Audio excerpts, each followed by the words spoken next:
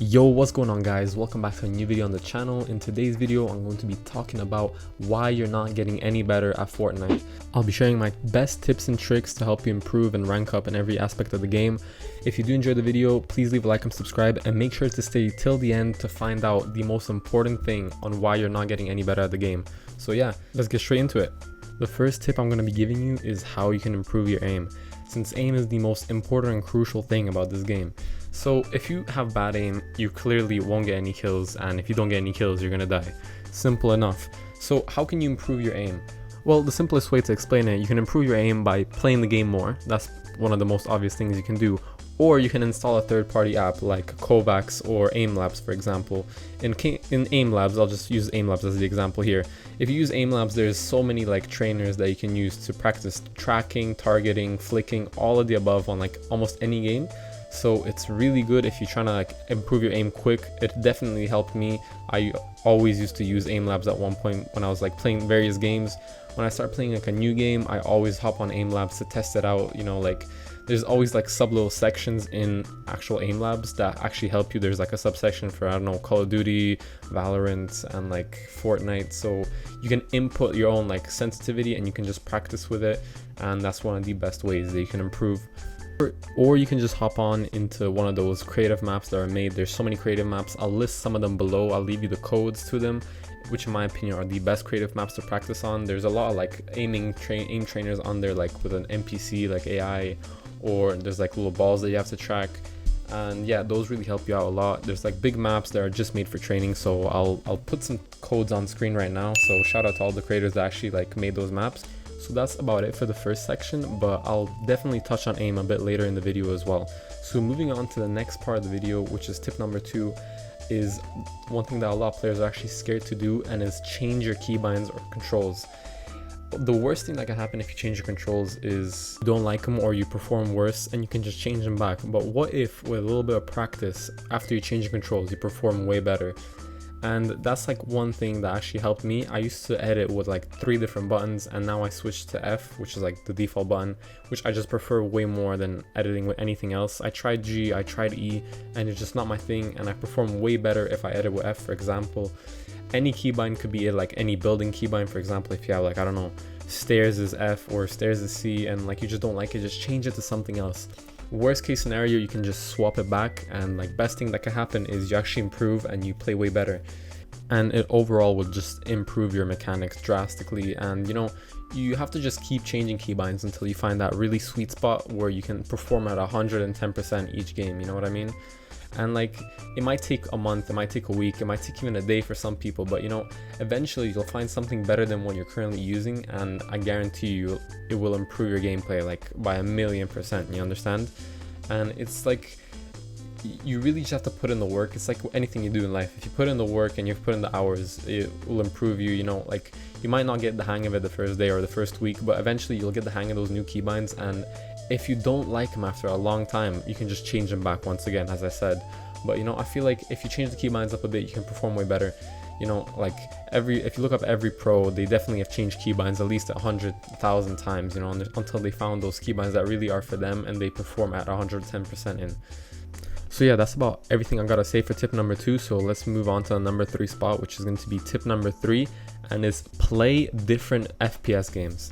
Now, I know what you're gonna say, that does not make any sense, and what am I even saying? Am I stupid? No, hear me out.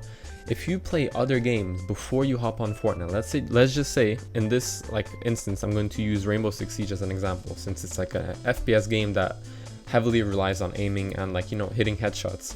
So you might be asking yourself, how will that benefit me in Fortnite? Well, let me tell you. In Siege, you usually take a bit more time before you shoot your shot, you know what I mean? So you have to focus up your aim.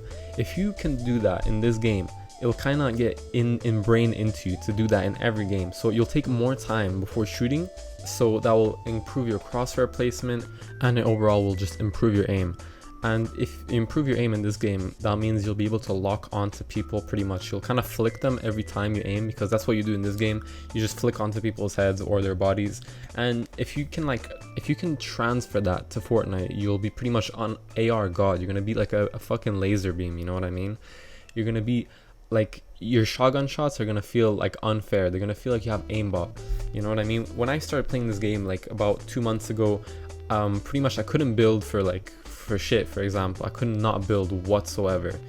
But when I used to 1v1 my friends, they'd always say that like my aim is really good, and I would always just tell them it's because I used to play FPS shooters pretty much since the day I was damn born. So yeah, that's about all I gotta say. If you just play FPS shooters to warm up, you like play 1 or 2 matches of it, doesn't matter what game, like Valorant for example, or Rainbow Six Siege, and then you hop onto Fortnite, trust me, your aim's gonna feel way nicer and more crispier. It feels like you're gonna be locking on way more, and it just overall will improve your gaming performance. So yeah, without further ado, let's move on to tip number 4. Tip number 4 is going to be changing your sensitivity. So some people are scared to change their sensitivity because like they feel like, oh, if I change my sensitivity I'll instantly play worse. Sometimes I even change my sensitivity mid-game. It's really not that deep. Worst thing that can happen is you die that game. Like you'll just go again. Like that game literally does not matter. You have to think about like, you know, the future. I know it sounds cringe, but listen, yeah, you have to think about the future. If you think about the future, like you'll get used to the sense, maybe you'll like it more. Maybe you have to slow it down. If you're missing too many shots, lower the sense. If you feel like, you know, it's too quick, like lower it down. If you feel like you can barely turn, like make it quicker. It's really not that deep. Like it only will improve you. Like you might not like it at first, but if you get the hang of it, you will improve, and that's the main thing. That's why I'm making this video, is for you to actually improve.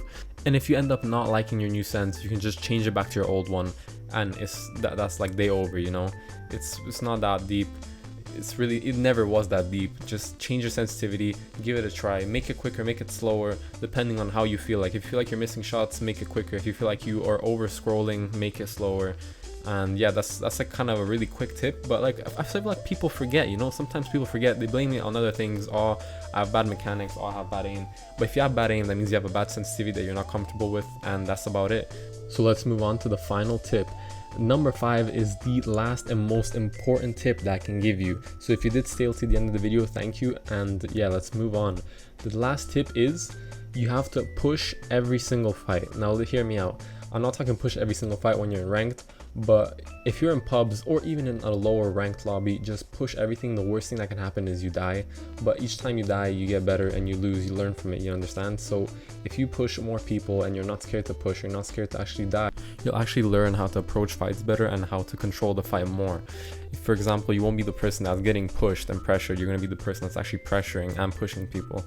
So it's going to develop character, I guess. It's going to give you plot armor in a way. So if you just push more fights and you're not scared to push them, like it doesn't really matter. At the end of the day, it's just a game, and it's just going to make you better at the game. So there's no really negative. If you look at all the pros, they always push fights, and you know, they always win those fights because they're confident, they know what to do since they've done it so many times. And I guarantee you, if you also keep pushing everyone and just pressure everyone, you'll be able to 1v2 or even 1v3 fights that you couldn't before. And if you apply every single tip that I gave you in this video, I guarantee you it's going to make you a better overall player and even rank up if that's what you're struggling in. So yeah, that's about it for the whole video. If you did enjoy, please leave a like and subscribe. And I just want to thank everyone that subscribed to my channel recently. We recently hit 500 subscribers in the matter of like 2 months that I've uploaded, which I'm really thankful to you guys. And there's all I have to say is there's more to come, and you know, I'll try to upload more often. I'm just quite busy with life stuff at the moment. So yeah, hope you guys have a great day, and peace out.